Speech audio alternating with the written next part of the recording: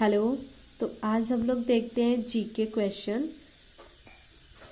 तो GK question में हम लोग जैसे बेसिक जीके जानेंगे।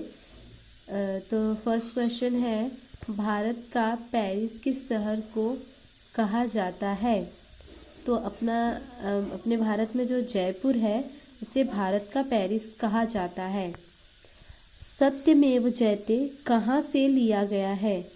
तो मुंडकोपनिषद से हमारे सत्यमेव जयते को लिया गया है। तीसरा क्वेश्चन है, भारत में सर्वाधिक बोली जाने वाली भाषा कौन सी है? तो हम लोग जानते हैं कि भारत में सबसे ज़्यादा हिंदी ही बोली जाती है, जैसे कि हम लोग खुद भी सबसे ज़्यादा हिंदी यूज़ करते हैं। आधुनिक युग का तुलसी किसे कहा जाता है? मैथिली शरण गुप्त को आधुनिक युग का तुलसी कहा जाता है। संस्कृत व्याकरण के जनक किसे माना जाता है? तो पाणिनि को संस्कृत व्याकरण के जनक माने जाते हैं। तो नेक्स्ट क्वेश्चन, संसार का सबसे बड़ा महाकाव्य है। तो हमारे संसार का सबसे बड़ा महाकाव्य अपना महाभारत जो है वह संसार का सबसे बड़ा महाकाव्य है।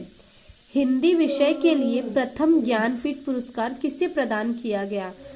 तो सुमित्रा नंदन पंत को हिंदी विषय का प्रथम ज्ञानपीठ पुरस्कार प्राप्त किया गया। सबसे अधिक बार बजट किसने पेश किया? तो मोरारजी देसाई। नेक्स्ट क्वेश्चन, भारत का शेक्सपियर किसे कहा जाता है? तो कालिदास को भारत का शेक्सपियर कहा जाता है। भारत का राष्ट्रीय गान यानी कि हमारा जनगण मन को संविधान सभा में कब अपनाया गया? तो 24 जनवरी 1950 में हमारे भारत के राष्ट्रीय गान जनगण मन को संविधान में अपनाया गया। राष्ट्रीय गीत को गाने में कितना समय लगता है?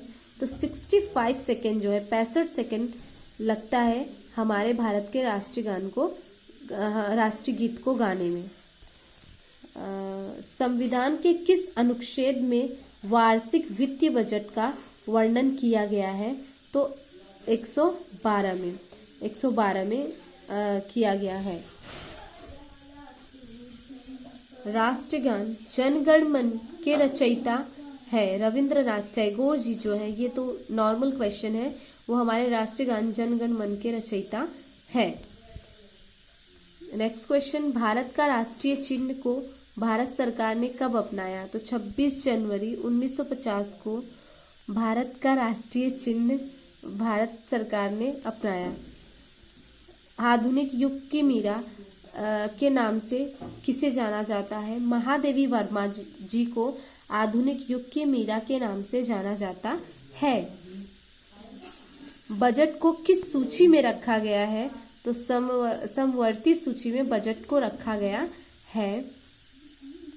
राष्ट्रीय ध्वज के प्रारूप को संविधान सभा के द्वारा कब अपनाया गया?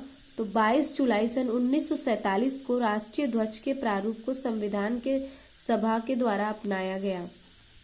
रेल बजट को सामान्य बजट से किस समिति के सिफारिश के आधार पर अलग किया गया?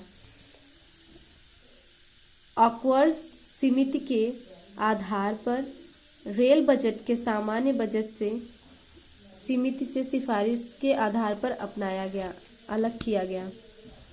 भारतीय तिरंगा झंडा के बीच चक्र में कुल कितनी तीलियां होती हैं? तो 24 तीलियां होती है भारतीय तिरंगा के बीच के चक्र में।